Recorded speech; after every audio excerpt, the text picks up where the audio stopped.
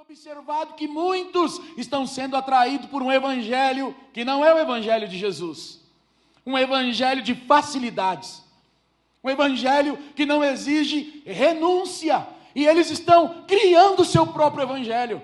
Não tem problema, não tem nada a ver, eu vivo do jeito que eu quero, eu faço o que eu quero, Deus conhece o meu coração.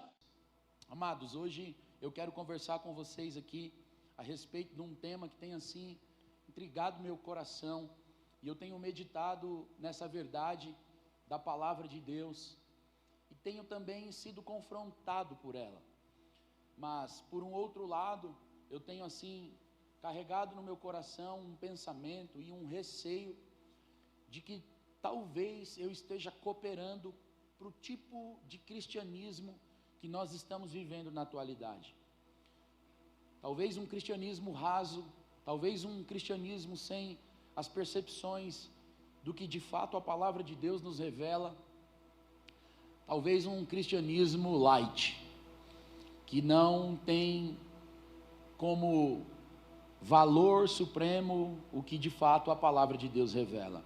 E eu tenho ficado preocupado porque a gente observa que pessoas que outrora estavam tão animadas, tão fervorosas, tão conectadas com tudo, de repente esmureceram e a gente não sabe bem o porquê, sumiram. E isso não é só aqui na igreja de Getsemane. A gente tem observado que isso é de um âmbito geral. Infelizmente, eu não gostaria de usar essa expressão, mas as nossas igrejas estão se assemelhando a uma rodoviária espiritual. As pessoas passam por ela, mas não permanecem. Rodoviária não é um local de permanência, é um local de passagem. Mas o que nós queremos, irmãos, são pessoas que compreendam de fato o que é o evangelho e finquem os seus pés na casa do Senhor. É isso que nós queremos. E o que eu tenho pensado e observado? Que nós estamos instruindo uma geração a rejeitar o sofrimento. É certo que o sofrimento tem um viés filosófico, tem também um viés teológico, mas nenhum de nós, nem eu e nem você, ninguém pode negar a verdade de que o sofrimento é uma doutrina da palavra de Deus. Ninguém quer sofrer, ninguém gosta de sofrer, mas nós precisamos concordar que o sofrimento é uma realidade promovida por conta do pecado. Nós estamos num mundo caído, vivemos num mundo onde o pecado é operante. Então, enquanto nós aqui estivermos, o sofrimento será real e latente a nossa existência nessa terra. Mas haverá um dia que já está programado pelo Senhor, e o Senhor já tem anotado no seu calendário celestial, que Jesus vem buscar a sua igreja, e esse sofrimento será de alguma forma aniquilado constantemente. Eu guardo no meu coração a frase de Santo Agostinho, o Agostinho de Hipona, que diz que Deus teve apenas um filho sem pecado. Deus teve só Jesus, que nunca pecou, mas Deus nunca teve um filho que não sofresse. Todos os filhos de Deus, eu e você, sofremos. Um pensador cristão, por nome C.S. Lewis, diz que o sofrimento é um megafone de Deus para um mundo ensurdecido. Deus utiliza o sofrimento para que os pecadores possam ouvir o evangelho ser pregado, na visão de C.S. Lewis. O apóstolo Pedro, escrevendo para uma igreja que está debaixo de fortes perseguições, na sua primeira carta, no capítulo 4, nos versos 12, 13 e 14, nos diz o seguinte: amados, não se surpreendam com o fogo que surge entre vocês para os provar, como se algo estranho lhes estivesse acontecendo, mas alegrai-vos no fato de serdes participantes das aflições de Cristo, para que também na revelação de sua glória vos regozijeis e alegreis. Se vocês são insultados por causa do nome de Cristo, felizes são vocês, pois o Espírito da glória, o Espírito de Deus, repousa sobre vocês. Especificamente nesse texto, Pedro está escrevendo aos irmãos que estão debaixo de fortes perseguições por causa do Evangelho. A igreja, que é alvo da carta do apóstolo, está padecendo por amor ao Evangelho. Mas nós sabemos que os nossos sofrimentos não se dão apenas por conta do Evangelho. Existem diversos motivos que de alguma forma promovem sofrimento na vida de um cristão. Quantos de nós estamos aqui nessa noite e não sofremos por conta de um familiar? Quantos de nós não sofremos por conta de um divórcio? Quantos de nós não sofremos por conta de uma enfermidade? Talvez você tenha um parente em sua casa que está enfermo. Nós temos irmãos da igreja que estão adoentados. Estamos orando por esses irmãos. Isso gera ou não gera uma espécie de sofrimento? Nós, por diversos motivos, podemos padecer o sofrer. Muitos estão sofrendo porque estão desempregados. As suas finanças proporcionam uma espécie de sofrimento. Vários tipos de desajustes na nossa vida pessoal são capazes de promover um sofrimento. Isso porque o sofrimento não é incompatível com a vida cristã. A igreja, ela tem a missão de modelar Jesus. A igreja modela Jesus. Jesus é de fato o modelo principal que a igreja deve olhar e atentar. Por que é que nós somos chamados de cristãos? Nós somos chamados de cristãos porque somos seguidores de Cristo. Nós somos chamados de cristãos porque, literalmente, essa palavra significa pequenos cristos. Nós somos imitadores de Jesus. Esse nome não foi atribuído a nós em vão. Esse nome foi dado à igreja porque a igreja copiava, imitava, modelava os passos de Jesus. E literalmente, a igreja apostólica copiou Cristo nos seus mínimos detalhes, inclusive no sofrer. Então, se o próprio Jesus, nosso maior modelo, sofreu, que dirá de nós? Como é que podemos negar o sofrimento como uma doutrina da palavra do Senhor? O sofrimento é real, irmãos. E nós estamos aqui diante de dois extremos.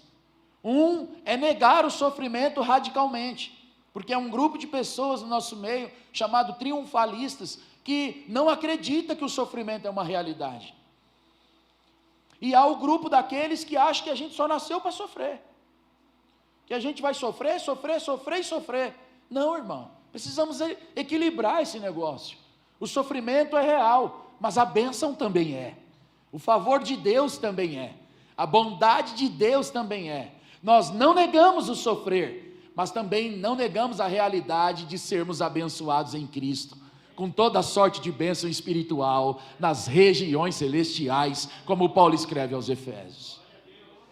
Então, se Jesus, o nosso principal modelo, o homem que a igreja modela, sofreu, nós também iremos sofrer. E deixa eu falar uma coisa para você: nenhum de nós tem a intenção e nem a dimensão do quanto Jesus sofreu.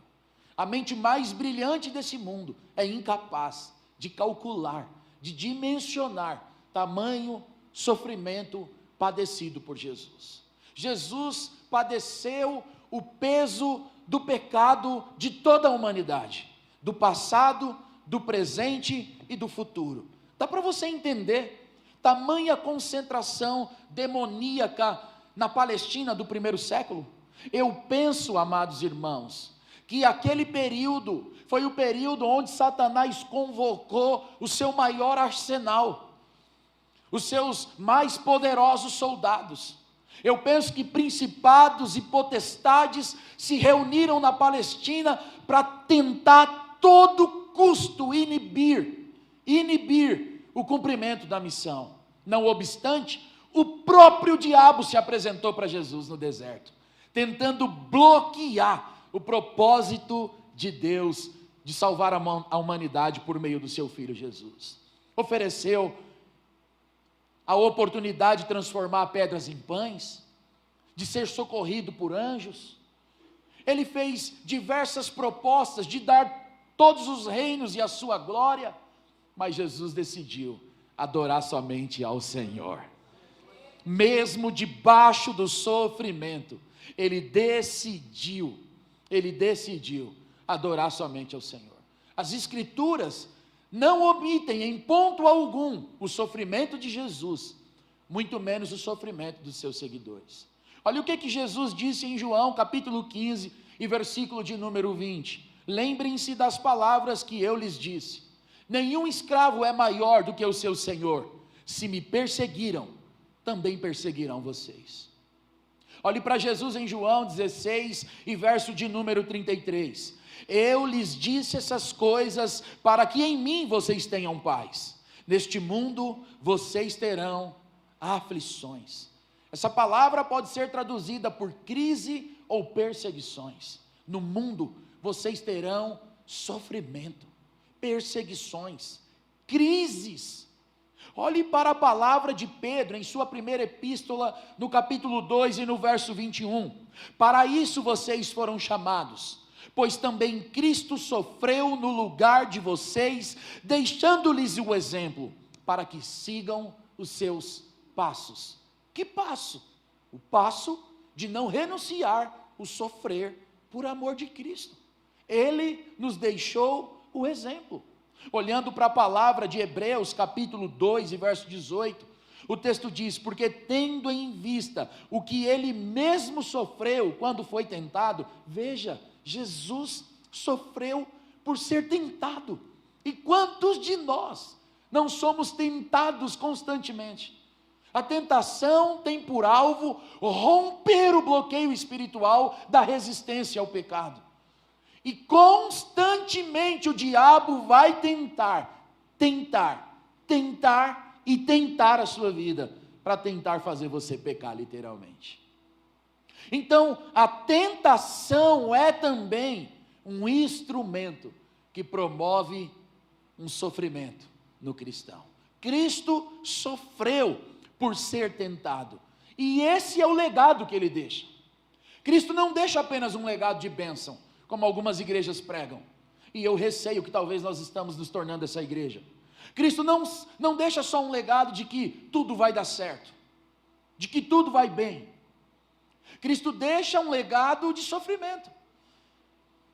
E quando a gente olha para a igreja cristã, para os pais da igreja, para a igreja apostólica, nós não encontramos só uma igreja que ora pelo doente e ele é curado.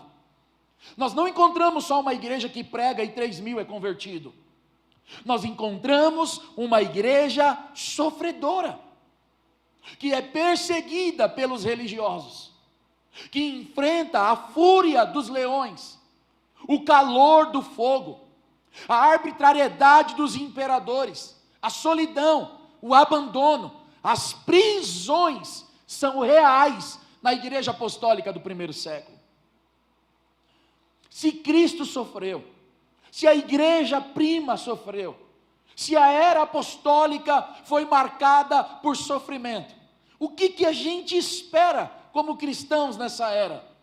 Será que realmente a gente vai viver uma vida só de bênção? Olhando para essa realidade, eu preciso dizer que a nossa geração não sabe o que é sofrer. Nós desconhecemos o sofrimento. E nós, dessa geração, eu e você que me escuta em casa, você que ouve essa palavra, deveríamos nos envergonhar por querermos surfar apenas na onda da bênção apostólica, mas renegarmos o sofrimento e os valores que eles sempre guardaram. Nós deveríamos sentir vergonha disso. E devíamos também assumir não só as partes boas, mas as partes que a gente acha que não é tão boas assim. Então o sofrimento é uma realidade da vida cristã. A vida cristã não é uma vida indolor. A vida cristã não é uma vida sem dor. A vida cristã não é uma vida sem sofrimento. Escolhe só um irmão e fala para ele: bem-vindo ao clube, meu irmão. Deixa eu te fazer uma pergunta. Como é que você se comportaria se você tivesse uma revelação do Espírito Santo a respeito dos seus sofrimentos futuros. Porque qual que é a tona da mística cristã e evangélica? É que todo mundo quer buscar a Deus para ter uma revelação do seu futuro bom, do seu futuro prazeroso, do seu futuro bem-sucedido. E eu não tenho dúvidas de que Deus tem isso para nós. Mas e se Deus revelasse para você perseguições e prisões? Como você se comportaria diante da revelação? Misericórdia, não é de Deus não. Isso é coisa do cão. Eu vou orar para confirmar, alguns diriam. Vou fazer que nem Gideão.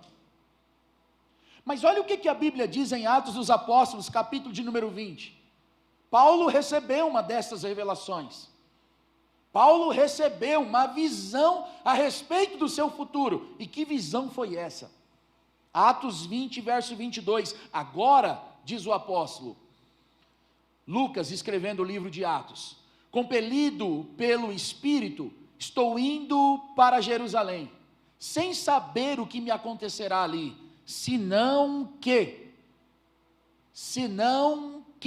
em todas as cidades o Espírito Santo me avisa que prisões e sofrimentos me esperam. Já pensou você buscar a Deus, irmã Josélia, e Ele falar, prepara para sofrer, minha serva? Essa é a revelação. Você fala, Deus, abre a porta, e Deus fala, tem porta aberta não, é porta fechada. Você fala, Deus, me ajuda, me cura, e Deus fala, você vai viver com essa doença, e vai glorificar o meu nome nela.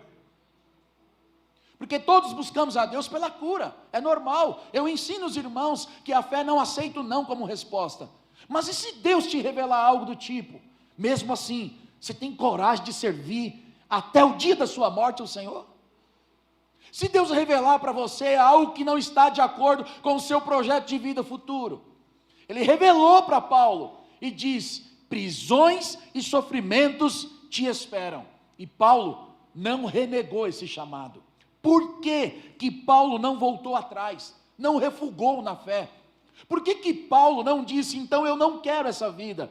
Porque segundo Romanos, capítulo 8 e verso 18, Paulo diz que os sofrimentos atuais não podem ser comparados com a glória que em nós há de ser revelada.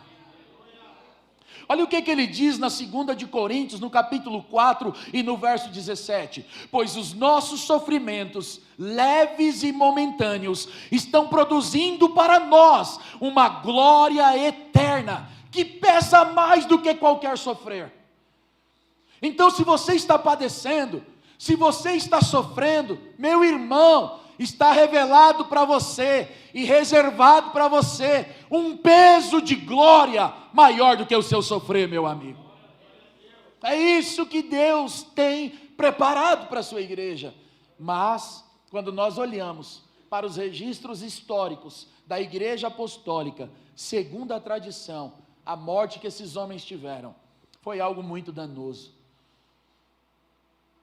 Segundo a tradição, André foi amarrado numa cruz em forma de X. É isso mesmo. Ele foi amarrado. Ele não foi perfurado. E por que ele foi amarrado?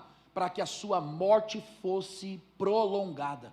Para que o seu sofrimento fosse prolongado. Segundo a tradição, Bartolomeu foi esfolado vivo. E depois crucificado. Você já jogou bola no asfalto sem tênis? Já deu um chutão na lombada? Já topou, arrancou, esfolou o dedão do pé? Isso aconteceu no corpo de Bartolomeu, não foi só no dedão. Arrancaram a pele do apóstolo de Cristo e depois o crucificaram. Olhando para a história, nós encontramos João, que já que não podiam matá-lo, lançaram ele numa caldeira de óleo fervente.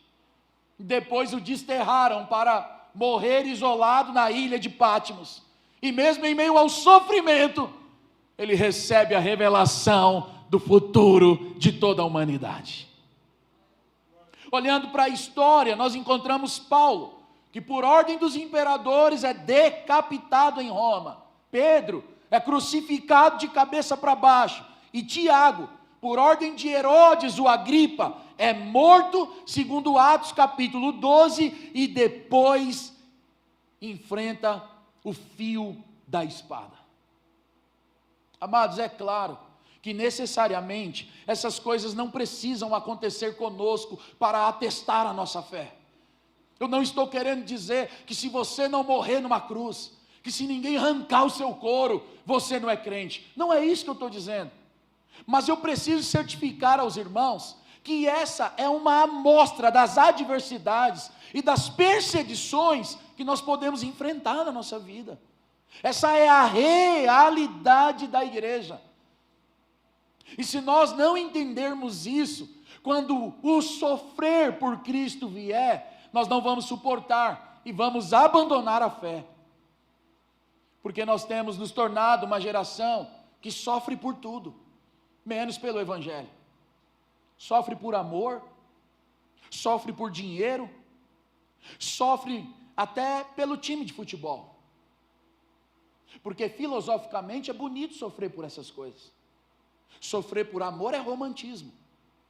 Sofrer por dinheiro é gana. Não, eu trabalho 24 horas, eu sofro porque eu sou ganancioso. Eu quero ter. Quem sofre pelo time é um louco apaixonado. Isso é paixão, pastor. Mas quando fala de sofrer pelo Evangelho, chama a gente de religioso. Eu não sofro por Jesus porque eu não quero ser religioso. Sofre por amor, sofre por dinheiro, sofre por paixão, sofre por tudo, menos pelo Evangelho de Jesus Cristo. Para não ser taxado como alguém religioso. Isso é muita incoerência. Nós precisamos concordar que há muita incoerência aqui. Irmão, não há nenhuma promessa bíblica de que os crentes não irão passar pelo sofrimento. Não há nenhuma palavra na Bíblia dizendo que você será privado do sofrimento. Paulo, escrevendo aos Tessalonicenses, em sua primeira carta, capítulo 1 e verso 6, ele diz: de fato, vocês se tornaram nossos imitadores e do Senhor. Apesar do que, igreja? Apesar de muito sofrimento, receberam a palavra com alegria que vem do Espírito Santo. Irmãos, os crentes sofreram demais. Os crentes padeceram demais para que eu e você hoje pudéssemos gozar de liberdade espiritual para a glória do Senhor. Olhe para Tiago capítulo 1 e verso 1. Meus irmãos, considerem motivo de grande alegria o fato de passarem diversas provações. Quem é que se alegra pela provação? Quem é que se alegra pelo sofrimento? Talvez você está passando a maior barra da sua vida, e eu preciso certificar, isso é Evangelho. Evangelho não é um mundo de facilidades, não é um conto de fadas. Evangelho é isso. Talvez você está aqui hoje, enfrentando a maior barra da sua história. Sustenta a sua fé, amado. Deus pode socorrer você em tempo oportuno. Seja fiel ao Senhor. Seja fiel ao Senhor. A vida cristã não é vida indolor. A vida cristã não é vida sem sofrimento. E eu tenho observado que muitos estão sendo atraídos por um evangelho que não é o evangelho de Jesus. Um evangelho de facilidades. Um evangelho que não exige renúncia. E eles estão criando o seu próprio evangelho. Não tem problema. Não tem nada a ver. Eu vivo do jeito que eu quero. Eu faço o que eu quero. Deus conhece o meu coração. Sabe qual é a frase que mais essa geração usa? Só Deus pode me julgar. Você não sabe nem o que está falando. Porque se Deus te julgar, você está frito, meu amigo. Viva o evangelho na íntegra. Pare de ser seletivo, de querer apenas as coisas boas, as partes boas. Você está chorando, meu irmão? Serve o Senhor em lágrimas. Você está sofrendo? Serve o Senhor na dor. Persista, insista. Deus pode aliviar isso para você. Mas se Ele não aliviar, vai assim até o dia de morar no céu. Pastor, essa palavra é muito dura. Eu não queria ouvir isso hoje. Foi você que escolheu vir aqui. O pastor Hernandes Dias Lopes costuma dizer que o sofrimento é um legado, é uma herança do povo de Deus. Olha o que Paulo diz em Filipenses 1:29, que Deus nos deu a graça, não apenas de crer em Cristo, mas também de sofrer por Ele. É gostoso crer, na graça é maravilhoso, mas na hora da dor tem que continuar fiel ao Senhor. Você está trocando Jesus por isso aqui, amado. Você está abandonando a sua fé por conta de bobeira. Você não pode receber apenas a graça para crer. Você tem que receber a graça também para padecer por Cristo. Olhe para 1 de João, capítulo 3 e verso 13. Meus irmãos, não vos maravilheis se o mundo vos odeia. O mundo não compreende o porquê você está com tanta luta e mesmo assim está buscando o Senhor. O mundo não entende, o mundo olha para os crentes e diz: está passando mó barra na vida, mó necessidade, e vai para o culto, e vai para a igreja. É porque aqui é o ambiente do meu conforto, aqui é o ambiente do meu consolo, aqui é o ambiente da minha realidade de vida. Eu escolhi não viver uma utopia, eu escolhi não viver um conto de fadas, eu escolhi viver a palavra do Senhor. Por isso eu estou aqui plantado na casa de Deus. O mundo não entende como é que você passa pelo vale da sombra da dor e do sofrimento, e mesmo assim não blasfema. Quando nós olhamos para Filipenses capítulo 1, Paulo vai usar uma expressão muito curiosa. Paulo vai dizer assim, no verso de número 12: e quero, irmãos, que saibais que as coisas que me aconteceram contribuíram para maior proveito do Evangelho. Olha o que Paulo está dizendo. Irmãos, eu quero que vocês saibam, Paulo está escrevendo para a igreja de Filipos, Paulo está dizendo: eu quero que vocês entendam que tudo o que me aconteceu, não aconteceu sem causa, aconteceu para o proveito do Evangelho. Aí se você perguntar para Paulo: o que foi que te aconteceu? Paulo vai te responder: a perseguição em Damasco, a rejeição em Jerusalém, o esquecimento em Tarso, o apedrejamento em Listra, o açoite em Filipos, a expulsão de Tessalônica, a expulsão de Bereia, a zombaria em Atenas, o escárnio em Coríntios, as lutas em Éfeso, a prisão em Jerusalém, as acusações em Cesareia, o naufrágio na viagem para a Itália, a picada da cobra na ilha de Malta, a sua prisão em... Irmão, eu não consigo nem mencionar tudo isso. Mas Paulo está dizendo que tudo isso contribuiu para o progresso do Evangelho. Às vezes você tem uma dorzinha, já quer abandonar a fé. Todas essas coisas, Paulo está dizendo, colaboraram para o progresso do Evangelho. Nós lemos o texto de 1 Pedro no capítulo 4. E esses 3 versículos nos ensinam 2 verdades poderosas, e eu quero finalizar com eles. Primeiro, que o sofrimento é para nos provar e não para nos destruir. Quando você lê o versículo de número 12 de 1 Pedro capítulo 4, isso fica evidente. O destruidor, na palavra metafórica de Jesus, de João 10:10, não é o sofrimento, é o diabo. É ele que tem a missão de roubar, matar e destruir. Mas o sofrimento não é para destruir os crentes. Segundo Pedro, o apóstolo, ele escreve: não se surpreendam com o fogo que surge entre vocês para os provar.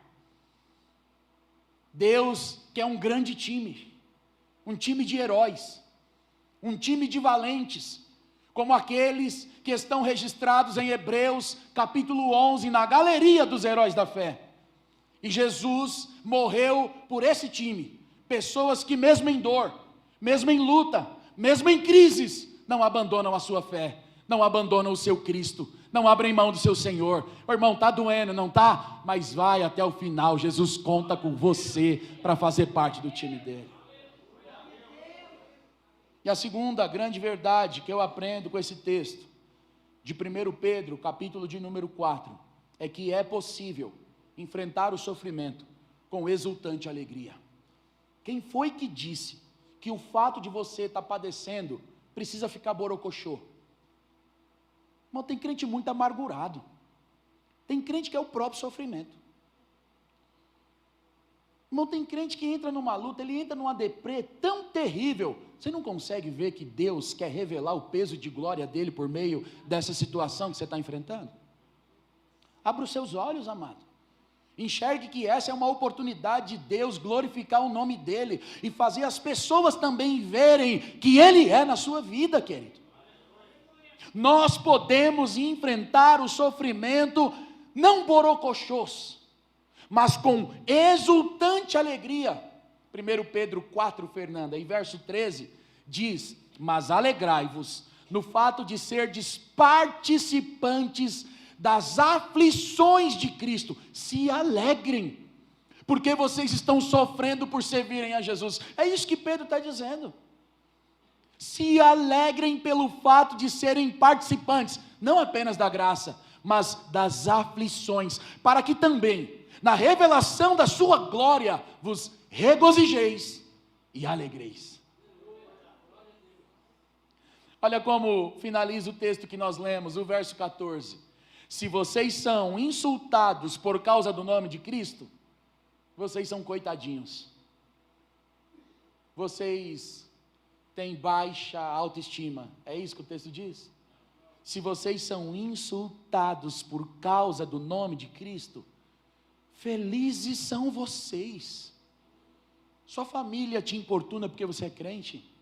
Seus amigos dizem que você é careta. Ninguém quer encostar, colar, andar com você porque você vai no culto, vai na igreja, participa dos jovens, toma a santa ceia, está decidido a batizar. Se alegra por isso, meu irmão.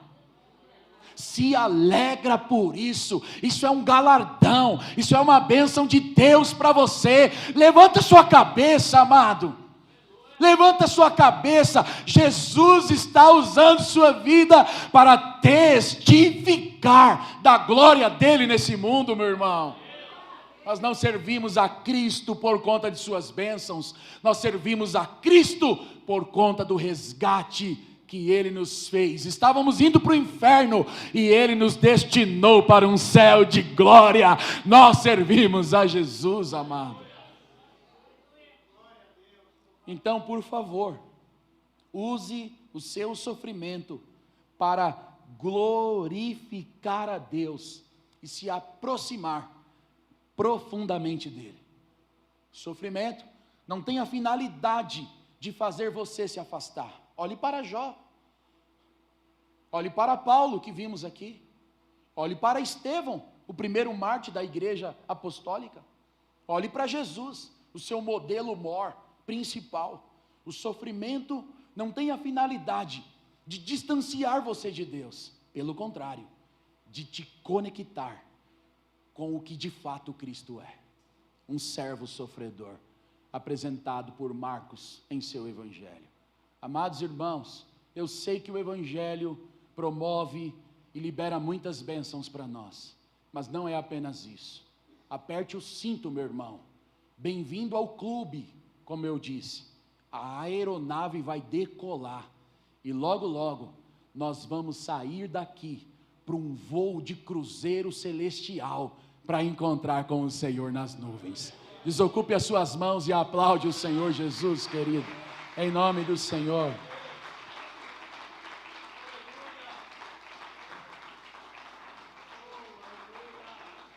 Eu quero convidar você para ficar de pé no seu lugar, por gentileza. Coloque-se de pé.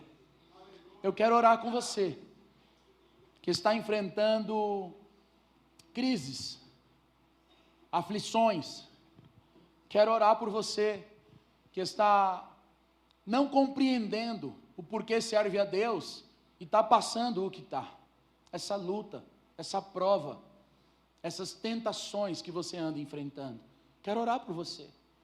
Quero orar por você, para que você receba revelação, entendimento, compreensão, de que isso não é um conto de fadas. Isso é a vida real.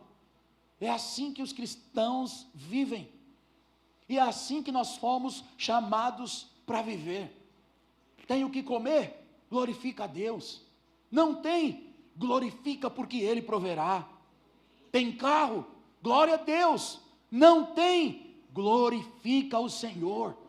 Mora de aluguel? Tem uma casa própria? Eu não sei, irmão. Desfruta de plena saúde? Está enfermo? Glorifica o nome do Senhor. Está servindo a Deus sozinho? Não tem ninguém da família com você? Oh, amado, adore a Jesus. Pastor, olha como meus filhos estão. Olha como meu casamento está.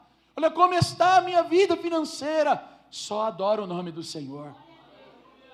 Certifique de ser um adorador em qualquer circunstância.